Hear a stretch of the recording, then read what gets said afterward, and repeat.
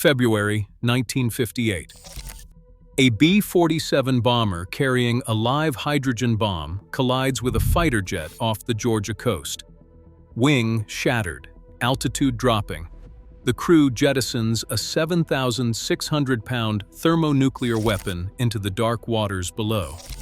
It has never been recovered. Cold War doctrine demanded readiness at any hour.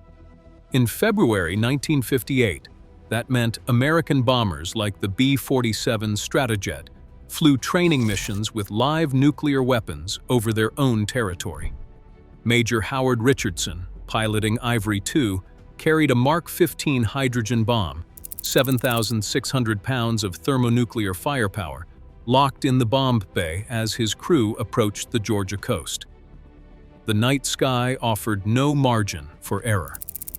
As the bomber leveled out at 36,000 feet, radar screens flickered with the approach of interceptors. First Lieutenant Clarence Stewart, flying an F-86 Sabre, moved in to simulate an enemy attack. But in the darkness, Stewart's radar lost the bomber's signal. Seconds later, metal tore through metal. The F-86's wing sheared off as it struck the B-47, sending Stewart's fighter spinning out of control. Richardson's bomber shuddered violently, fuel tanks ruptured, control surfaces jammed. The crew fought to keep the aircraft stable, alarms blaring in the cockpit.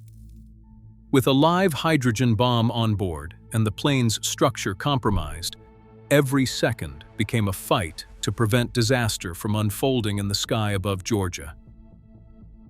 The Mark 15 bomb, nearly 4 tons of nuclear armament, dropped away from the crippled B-47 and vanished into the shallow, muddy waters of Wassaw Sound. Unlike a remote ocean, this was a stretch of water just off Tybee Island, a public beach and fishing haven less than 3 miles away. The bomb settled somewhere in a basin where the depth rarely exceeds 20 feet, close enough that the risk extended far beyond military boundaries. With the weapon gone, Richardson and his crew managed to bring the damaged bomber down safely at Hunter Air Force Base. Relief at their survival was brief. The Air Force and Navy scrambled to pinpoint the bomb's resting place, but the only certainty was its disappearance beneath the silt of a busy coastal inlet. Overnight, the crisis shifted from a mid-air disaster to a missing nuclear weapon within reach of the Georgia shore. For 10 weeks, the Navy and Air Force threw everything they had at Wassaw Sound. Nearly 100 personnel rotated through the search, including divers, sonar operators, and magnetometer crews, working from ships anchored over a patchwork of shallow water and shifting mud. The search grid, barely 2 square miles, was combed with side-scan sonar, magnetic sweeps, and weighted cables dragged across the bottom. Divers dropped into water so clouded with silt they could barely see their own hands. Each descent brought freezing temperatures and relentless currents that tugged at lines and scattered any trace of the bomb's impact. The seabed itself turned into the biggest obstacle. Salvage logs describe a thick, viscous mud that swallowed probes and cables, trapping them in layers up to 15 feet deep.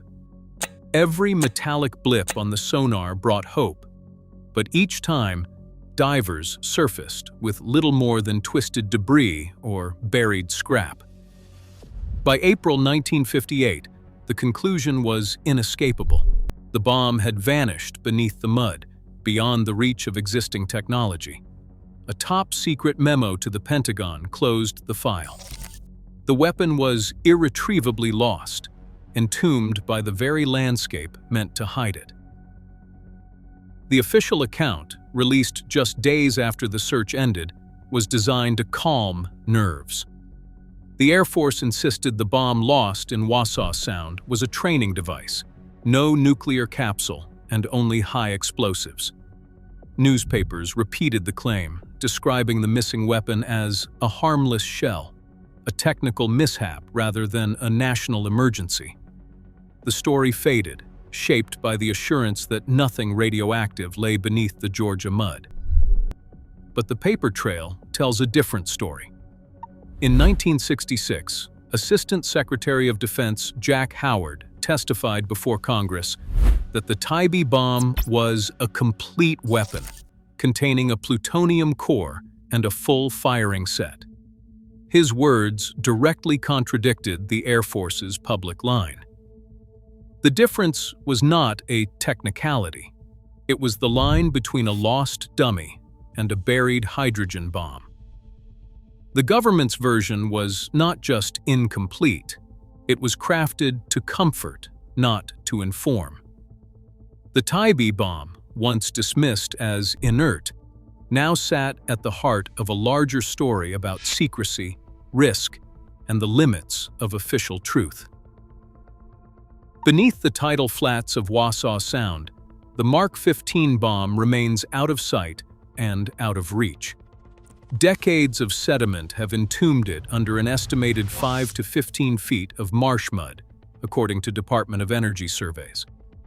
The military's official stance is now a quiet one. No further attempts at recovery, no ongoing monitoring, just the assumption that the bomb will stay buried.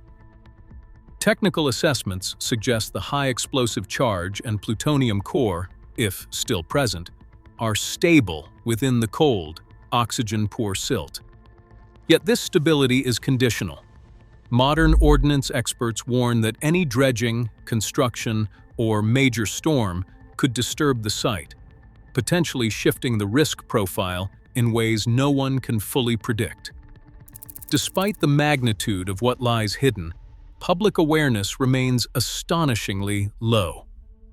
Local surveys show that only a small fraction of Tybee Island's residents and visitors know a nuclear weapon is part of their coastline's history. The episode is absent from tourist brochures and rarely mentioned in civic discussions. The story of the Tybee bomb ends not with resolution, but with a lingering, uneasy truth. A Cold War weapon, lost and unrecovered, still rests beneath the mud, its presence felt only by those who know where to look. Decades later, the bomb's precise location and true risk remain classified shadows. As coastal tides shift, so do the boundaries of official silence and the questions that refuse to stay buried.